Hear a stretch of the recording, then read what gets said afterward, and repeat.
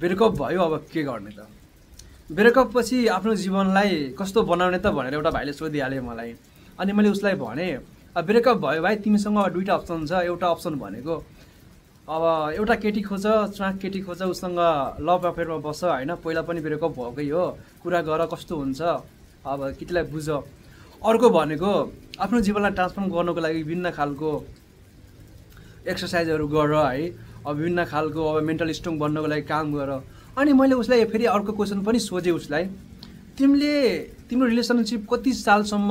चलाएको थियो उसले भने 3 सालसम्म चलाएको थिए मलाई भन्यो उसले अनि मैले उलाई भने 3 सालसम्म चलाउँदाखेरि तिमीले त्यो रिलेसनशिपबाट कसरी विभिन्न खालको एक्सपिरियन्सहरु गेन गर्यौ भनेपछि उसले मलाई भन्यो अनि मैले त्यो एक्सपिरियन्सको बेसमा उलाई मैले के भने भन्दाखेरि यदि तिमीले त्यो केटीदेखि तिम्रो ब्रेकअप पनि भयो हैन तिमी त्यस कुराबाट तिमी अब डिसएग्री भयो अनि एग्री भएनौ भने तिमीले आफ्नो जीवनमा राम्रो खालको केटीलाई हैन एज अ वाइफको रूपमा ल्याउन चाहन्छौ भने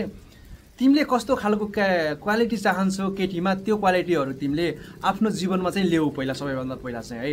यदि तिमी आफ्नो वाइफ चाहिँ मेन्टली स्ट्रङ भएको देख्न चाहन्छौ इमोसनली स्ट्रङ भएको देख्न चाहन्छौ भने फर्स्ट अफ अल तिमी पनि स्ट्रङ बन्नु पर्यो नि मेन्टली इमोसनली स्ट्रङ बन्नु पर्यो त्यति स्ट्रङ भइसकेपछि नि तिमी जीवनमा चाहिँ बल्ल त्यस्तै खालको केटीलाई अट्याक गर्न सक्छौ मैले भने उहाँ भाइलाई त्यसपछि भाइ चाहिँ धेरै खुसी भयो के उदय मैले यति नै गल्ती गरेको थिएँ पहिला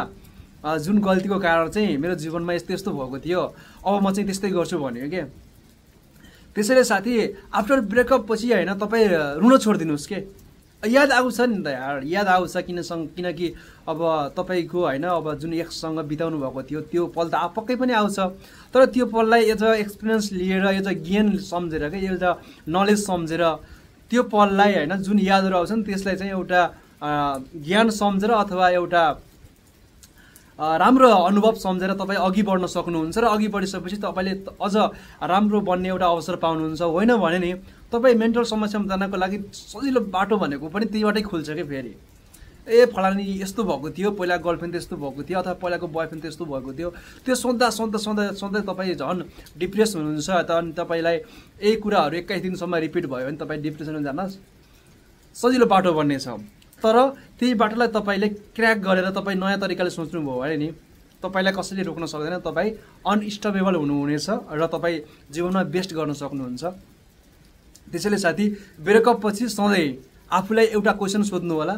अझ म राम्रो बेस्ट के गर्न सक्छु मेरो जिन्दगीको लागि मेरो फ्यामिलीको लागि मेरो समाजको लागि र मेरो देशको लागि यति भन्न सक्नु भयो भने नि तपाईले नयाँ बाटोहरु खोल्नेछन् जुन बाटोले तपाई नयाँ तरिकाले अघि बढ्न सक्नुहुनेछ